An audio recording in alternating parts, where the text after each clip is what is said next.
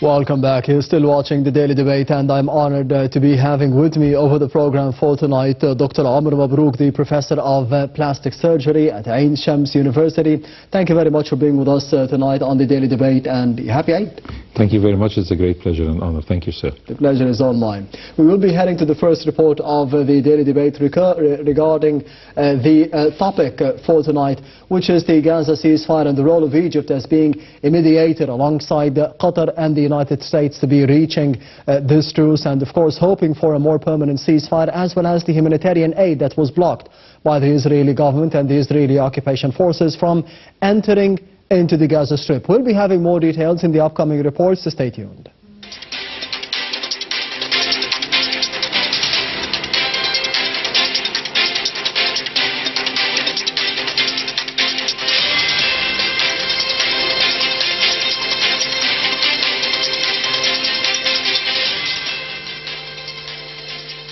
Egypt has categorically denied reports circulating in some media outlets suggesting that it is prepared to temporarily relocate 500,000 Gaza residents to a designated city in North Sinai as part of Gaza's reconstruction efforts. A statement issued by the Egyptian State Information Service labeled these allegations as baseless and entirely false. The State Information Service reiterated Egypt's steadfast and principled stance declared since the early days of the genocide against Gaza in October 2023, rejecting any attempt, whether forced or voluntary, to displace Palestinians from their homeland, particularly to Egypt. The statement emphasized that such a move would liquidate the Palestinian cause and pose a grave threat to Egypt's national security. The SIS concluded by reaffirming that Egypt's clear and unwavering position constituted the foundation of its reconstruction plan presented at the recent Emergency Arab Summit in Cairo. The plan, which was unanimously approved by the summit, ensures the rebuilding of Gaza without the displacement of a single Palestinian from the enclave. Meanwhile, Egypt has suggested setting a timeline for the release of the remaining Israeli captives alongside a deadline for a full Israeli withdrawal from Gaza Strip backed by U.S. guarantees. Since Tuesday, Israel has been carrying out a series of airstrikes on Gaza, resulting in the deaths of over 700 Palestinians and injuring around 900, the majority of whom were women and children. Egypt and several other nations denounced the Israeli strikes, calling them a clear violation of the ceasefire agreement, which was mediated by Egypt, Qatar and the United States on January 15th. The first phase of the agreement, implemented between 19th of January and 1st of March, saw Hamas release 33 captives, including 8 deceased individuals, while Israel freed around 1,800 Palestinian prisoners. Since then, Hamas has been pushing for negotiations on a second phase. However, Israel attempted to extend the first phase until mid-April, while disregarding calls to move forward with the next stage.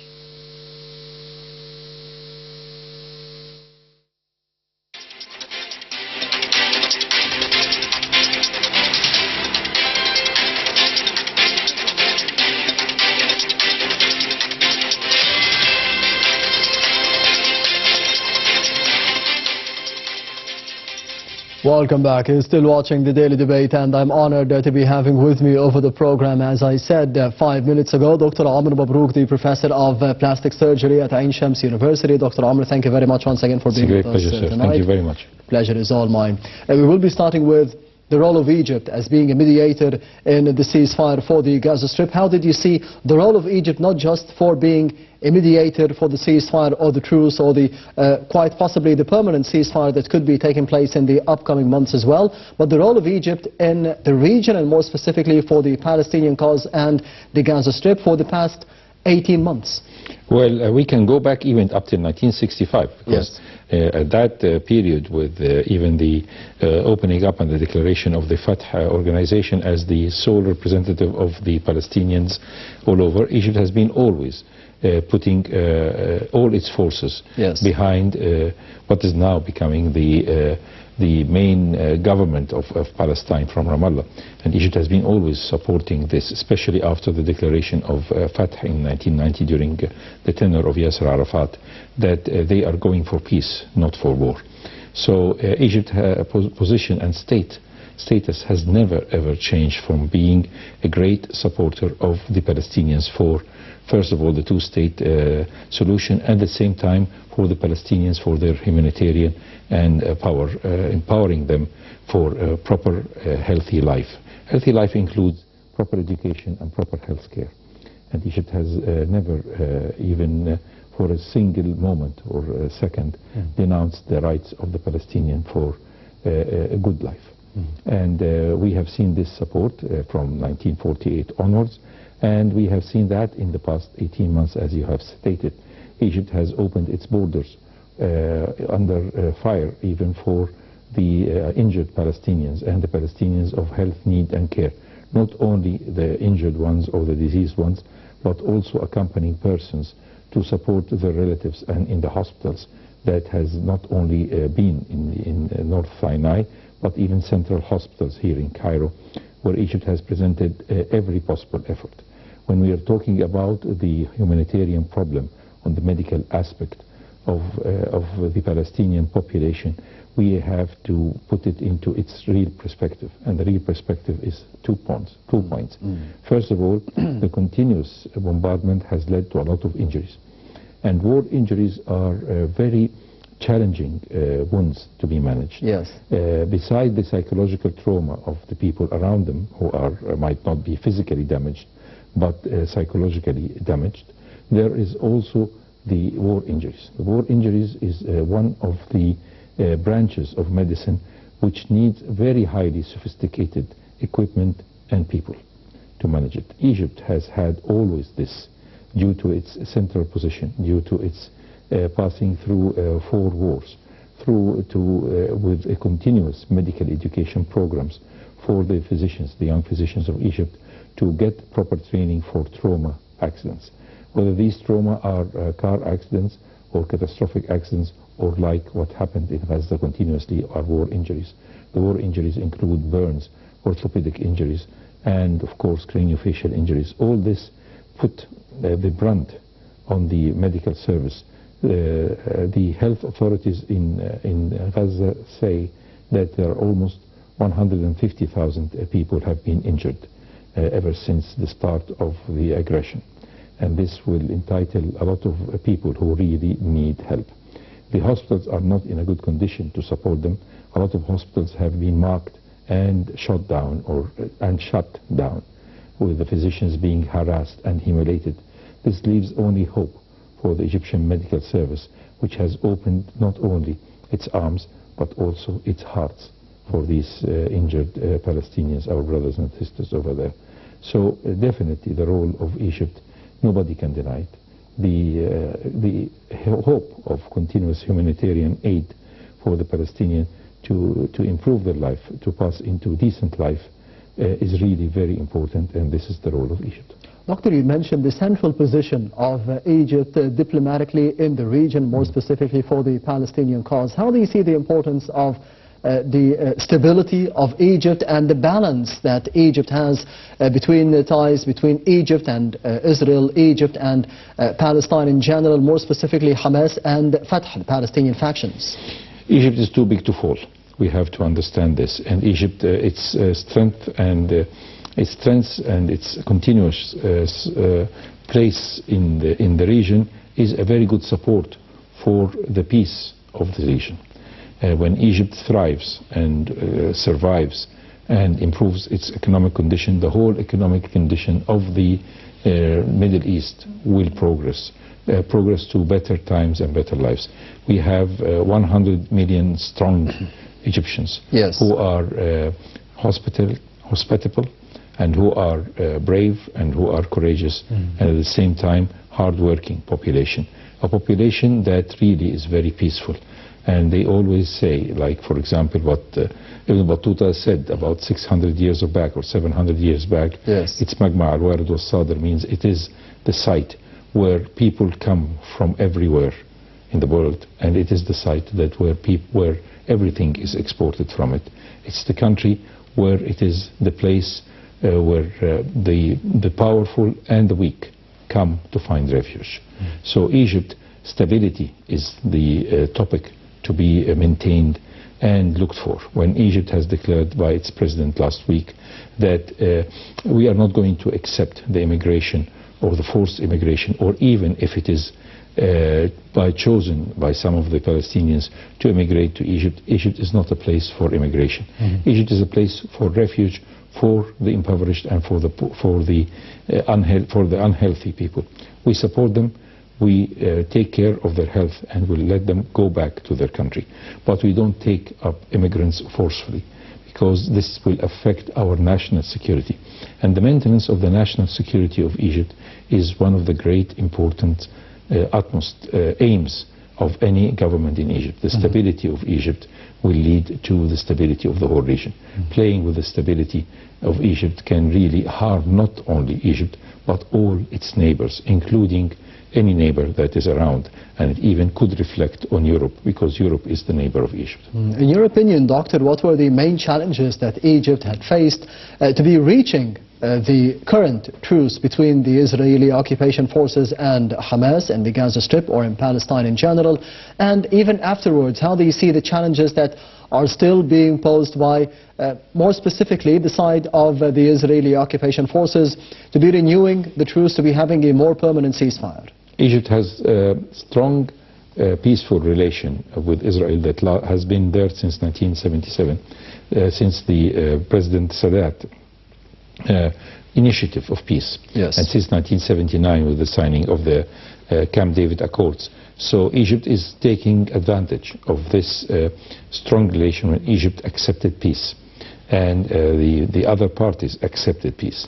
And they knew that it's very important to have peace with a strong country like Egypt, with a strong army like Egypt, with a strong presence of a strong, peaceful neighbor to this country. Is definitely very important for them to maintain.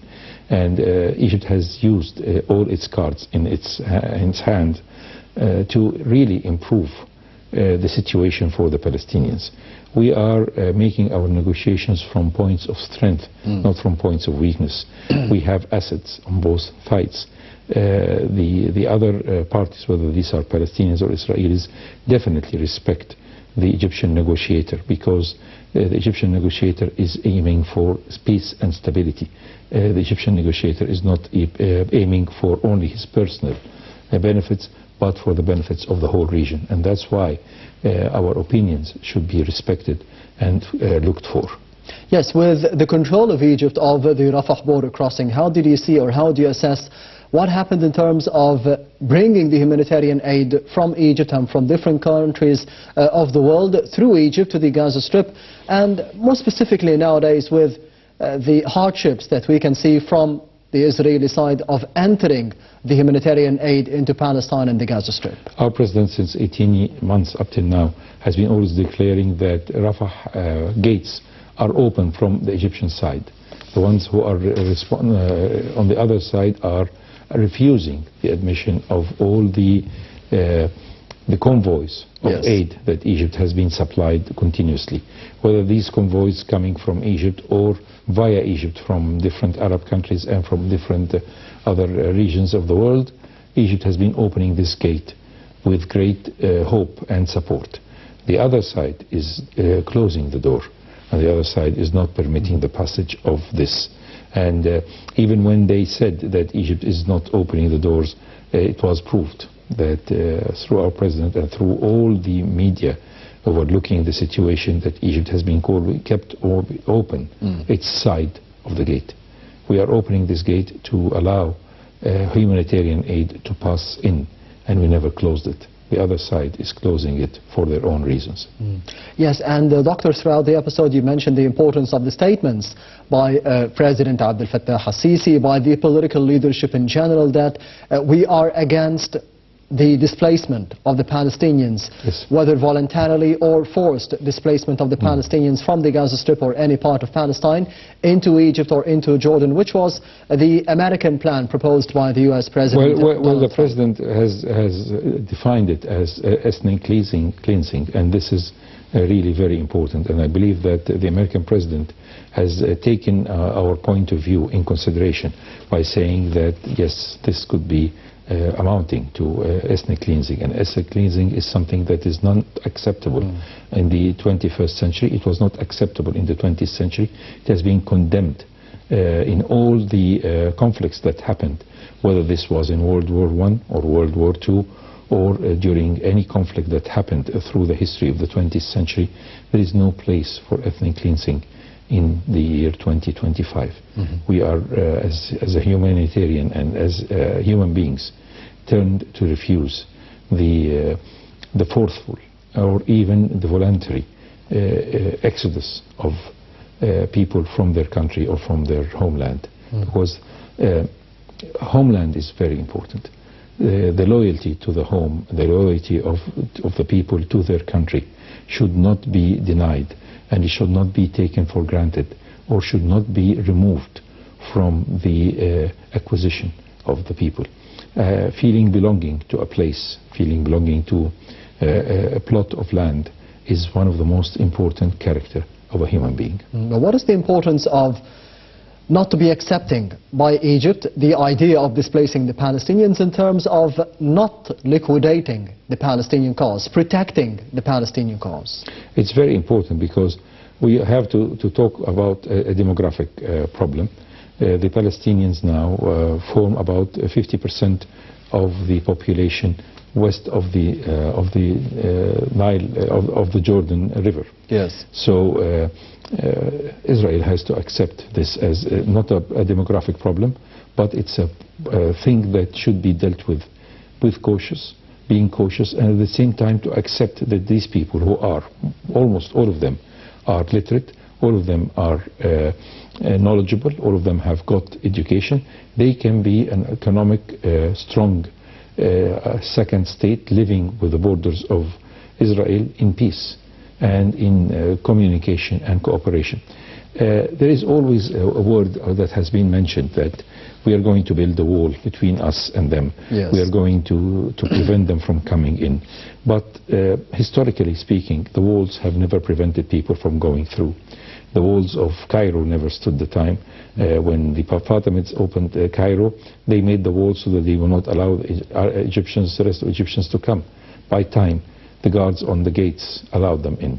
So the idea of building gates, the idea of building walls, the idea of preventing people is not an idea historically that passed through the world that would survive. Ask anyone who read any history, he will know that the only way to live is to live in peace, not in war. Wars in the history of the world has never proved to be a solution. It never brought peace. It only brought misery.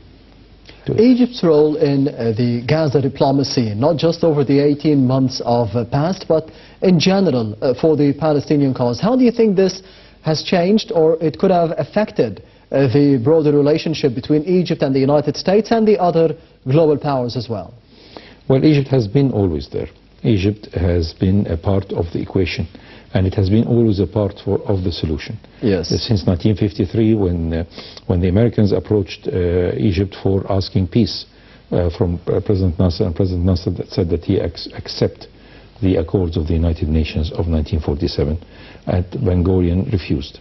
In 1968, 1969, President Nasser wanted to make a peace initiative, and this is proved, and Golda Meir refused.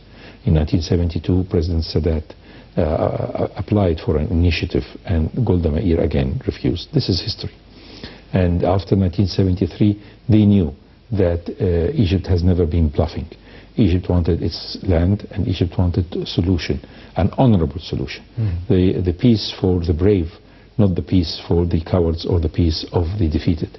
And this has been there. Egypt has been always a good partner in peace, as it has been a good and honorable foe in front of Israel. It has proved to be a good and honorable, peaceful friend who wants the stability of the whole world and especially of the Middle East. We've been always presenting hands of peace to the neighbors, and it's not a hand of weakness, it's a hand of the powerful. Egypt has a powerful army, has a powerful population, and has its support for the right of living peacefully of all its neighbors, including, of course, Palestinians.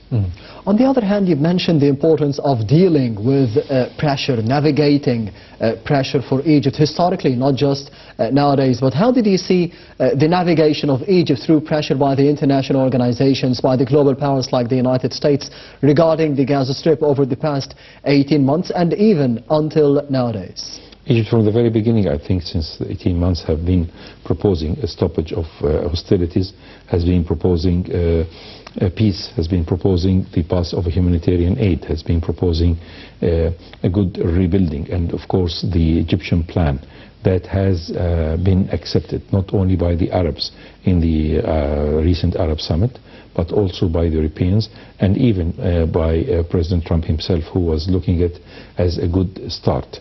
He tries to negotiate something, but Egypt has proved through its strong stand, especially of the president himself, our president, that we are having all our red flags and white flags, or green flags if we use. The red flags are there is no forced immigration to our country. We are not going to accept to transfer the Palestinians during the resurrection of Gaza to a city in Sinai or whatever. This is against our national security. This is against our aims and our hopes. We are here to stand to defend our borders against any presumed forced or free will immigration. We are presenting solutions. We are trying to help the survival of the decent going back of the Palestinians, their life without terrorism, and at the same time a good representative of the people, of the Palestinian peoples, to rule and take control of Gaza away from any other people who, or other authorities who would think that holding arms can solve the problem. And Doctor, how do you see the prospects of a longer-term peace deal between the Israeli occupation forces and Hamas with the involvement, with the mediation of Egypt? I think Egypt is properly doing the right thing, because the last I've read today in the news is that Hamas are saying we might not think of returning back to authority of the Gaza Strip. Yes. And this is, of course, a very important flag that they are waving, and acceptance to know that de facto they will not be in control, and they should not be in control. The role of the Palestinian Authority of control of Gaza Strip will definitely lead to peace and at the same time security and safety. Yes, Doctor, allow me to be going to the other report of the daily debate for tonight, focusing on Egypt, deploring the decision of the Israeli government and the Israeli occupation forces to be stopping the entry of aid, the humanitarian aid, into the Gaza Strip. We'll be having more details in the upcoming report. Stay tuned.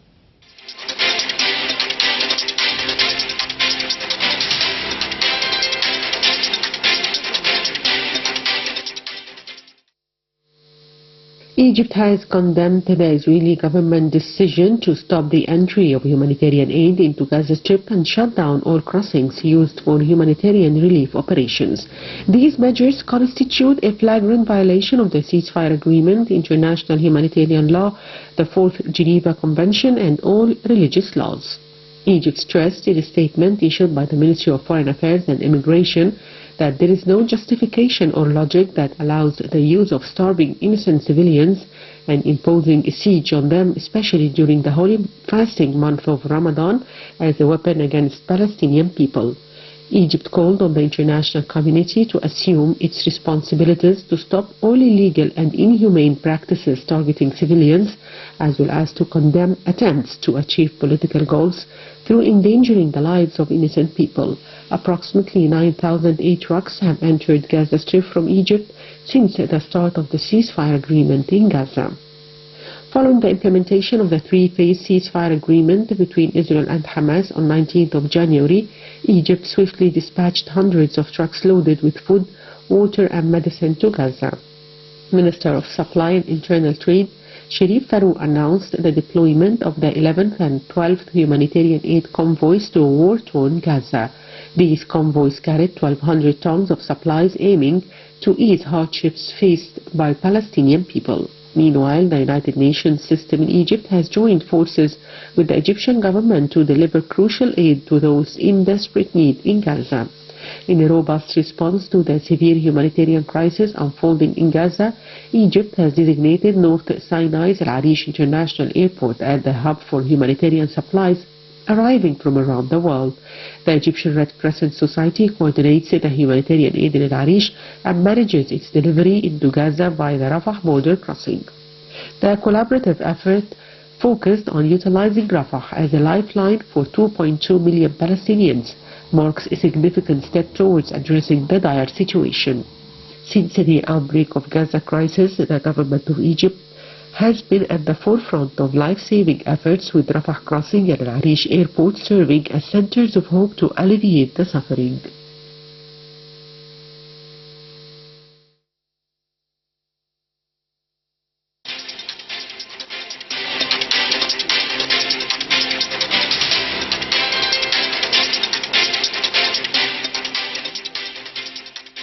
Welcome back. You're still watching the Daily Debate, and I'm honored to be having with me over the program for tonight Dr. Amrou Mabrook, the Professor of Plastic Surgery at Ain Shams University. Thank you very much once again for being with us tonight. Thank you, sir. We were speaking before the report about the humanitarian aid and the decision of Egypt to be deploring what is happening in the Gaza Strip by the Israeli occupation forces to be blocking and stopping the entry of the humanitarian aid to the Palestinians.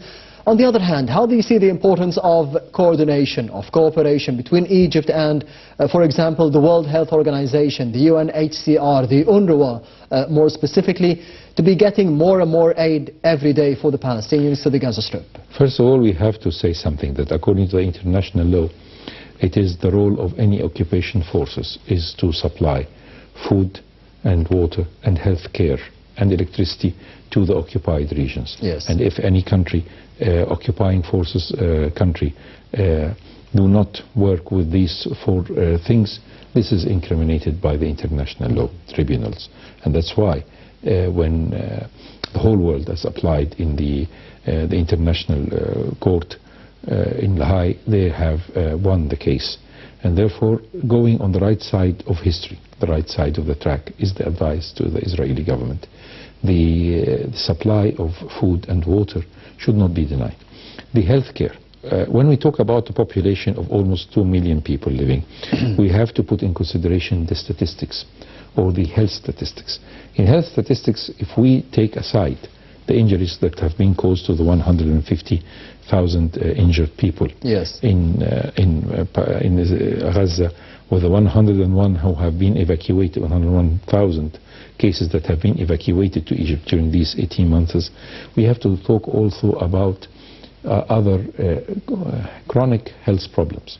We have people, which is an international percentage, who have health problems including heart conditions, hypertension, and chronic renal failure, and malnourishment, which is added on top. And then we can talk about the immunization programs that have been stopped, the cancer treatment that has been stopped and not supplied.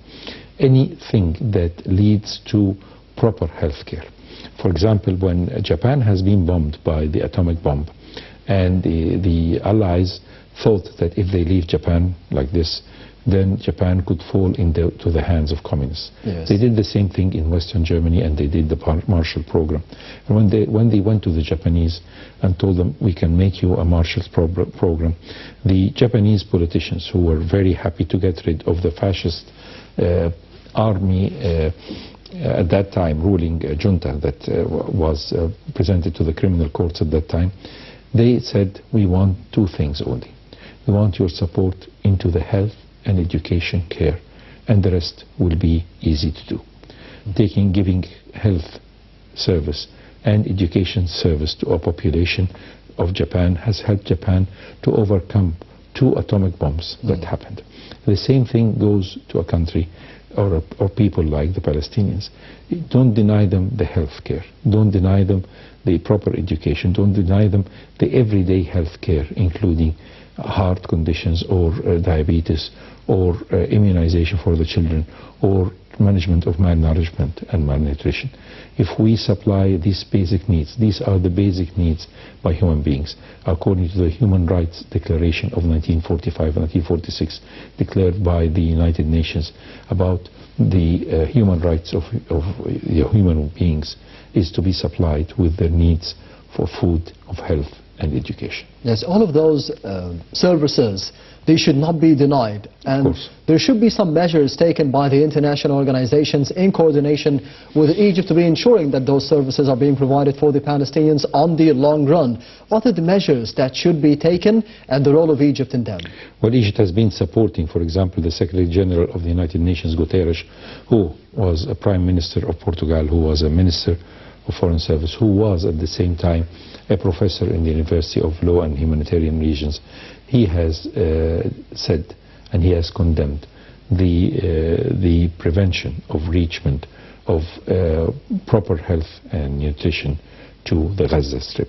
Egypt has opened its borders continuously since 18 months up till today for the humanitarian aid to supply. Always, whenever you look on the TV shoots that you can see, you will always find a convoy of stranded Egyptian trucks waiting patiently to open the road. They don't just leave, for example, to Arish and wait there until the gates are open. No, they are living on a hope that the gates will be open, and so that within few minutes they will be on the other side. This strong motivated stand of Egypt is always giving an idea to any bystanders who are watching from all parts of the world. And we believe that the humanitarian way of thinking should always control the feelings of people. And empathy can be sometimes infectious.